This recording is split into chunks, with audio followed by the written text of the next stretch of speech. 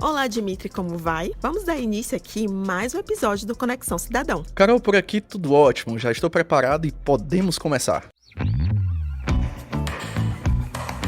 Dimitri, hoje vamos falar sobre uma importante atribuição dos tribunais de contas brasileiros. E claro, isso inclui o TCE Ceará também, né? Isso mesmo, Carol. O assunto do dia é análise dos atos de nomeação, aposentadoria e pensão. Só pelo nome já dá até pra gente imaginar do que se trata, claro. Primeiro, vamos entender que os atos no ambiente da administração pública são manifestações que têm o objetivo de declarar, adquirir, modificar e extinguir direitos ou impor obrigações aos administradores.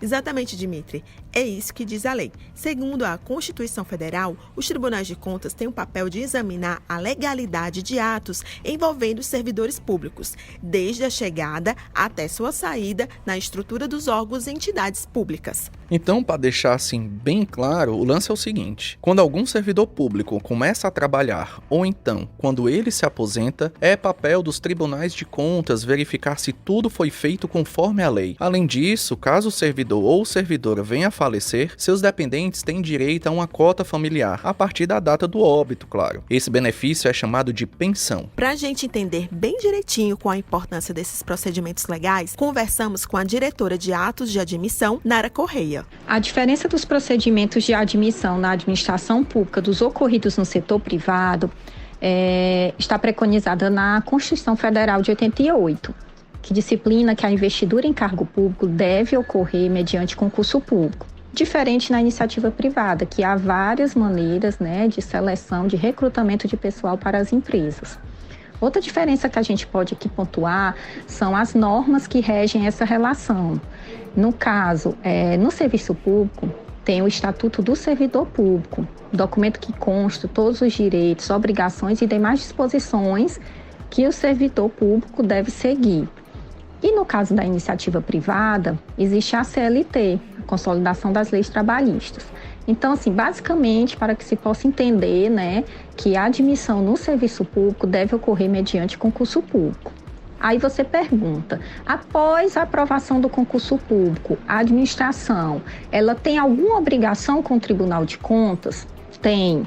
No caso, após o aprovado no concurso ser nomeado, a administração pública ela deve encaminhar esse ato de nomeação em conjunto com outros documentos de cada servidor que foi nomeado para que o Tribunal de Contas analise a legalidade desse ato.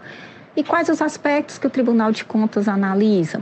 Por exemplo, se o servidor foi nomeado dentro ou fora da quantidade de vagas determinadas no edital, se o servidor acumula ou não ilicitamente cargo público, se foi seguida a ordem de classificação do concurso. Então, alguns aspectos, se realmente ele foi nomeado para aquele cargo que ele se inscreveu e foi aprovado. Então, são alguns dos aspectos que eu estou listando aqui, que a unidade técnica, que compõe a Secretaria de Controle Externo, analisa. Para a gente entender também como ocorre o processo de desligamento dos servidores, seja por aposentadoria ou outro fator, conversamos com a responsável pela Diretoria de Atos de Aposentadoria, Reforma e Pensão 1, Renata Ramos.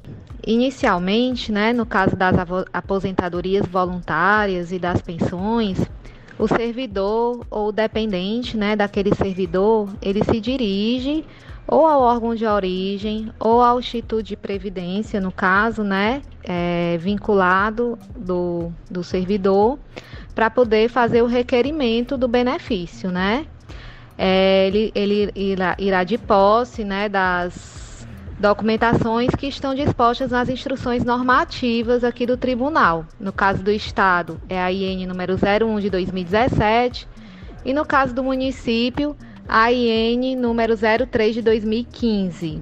E lá no órgão de origem ou no Instituto de Previdência, ele vai fazer o requerimento, No caso da aposentadoria voluntária, ele vai fazer a opção pela regra de aposentadoria que ele vai querer se aposentar, se inativar. No caso das aposentadorias compulsórias ou por invalidez ou das reformas ex officio, o próprio ente governamental é que impulsiona esse processo, né? O próprio ente governamental é que dá início ao processo, no caso das aposentadorias por invalidez, diante de um laudo da Junta Médica Oficial, né, do município do estado, que está atestando a invalidez, né, do servidor. No caso das aposentadorias compulsórias ou das reformas ex officio, quando o servidor ele implementa a idade limite para permanência no serviço público.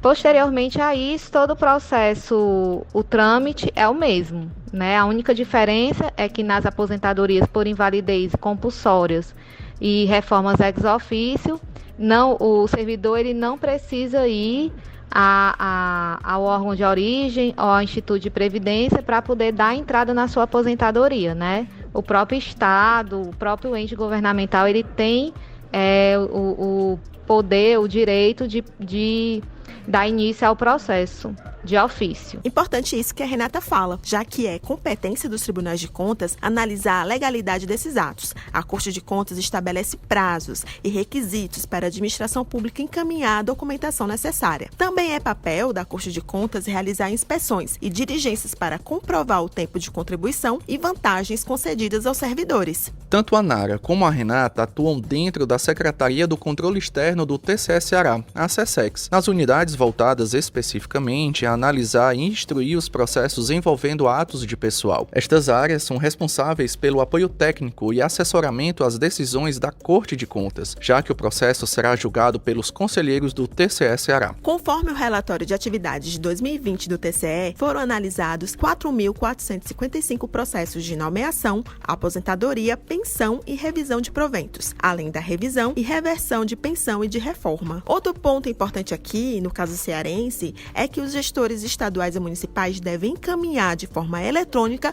os processos de atos de pessoal. Esses documentos devem ser encaminhados através do portal de serviços eletrônicos. A gente já falou dessa ferramenta por aqui em outros episódios. Essa orientação foi reforçada em ofícios circulares da Presidência da Corte de Contas, encaminhados aos secretários estaduais e prefeitos cearenses. De acordo com a Resolução Administrativa número 13 do ano passado, é obrigatório o encaminhamento de novos processos, assim como de documentos relacionados a processos que tramitam em meio eletrônico, pelo sistema de peticionamento disponível no portal de serviços eletrônicos. Esta iniciativa do presidente da Corte de Contas, conselheiro Valdomiro Távora, tem o objetivo de aperfeiçoar as atividades desempenhadas pelo tribunal por meio da virtualização. A iniciativa dá mais celeridade, transparência e acessibilidade aos processos. Importante também que as particularidades envolvendo o envio dos processos estão presentes nos ofícios circulares enviados aos entes estaduais e municipais. E sempre que ficar com alguma dúvida, é importante entrar em contato com o tribunal. Mais informações ficam disponíveis a partir dos canais de atendimento da ouvidoria, pelo e-mail ouvidoria@tce.ce.gov.br e telefones de contato 3212 2222 e 3488 4817. A gente vai deixar esses endereços e telefones aqui na descrição do episódio. Então, Carol, acho que fechamos por aqui essa série fantástica sobre espécies processuais. Gostaria aqui de deixar o meu abraço para o secretário do Controle Externo, Carlos Nascimento. Alô, Carlos! Esperamos que vocês, ouvintes do Conexão Cidadão, tenham gostado. A produção desse podcast é da Assessoria de Comunicação do Tribunal de Contas do Estado do Ceará. Até a próxima edição do Conexão Cidadão. Até!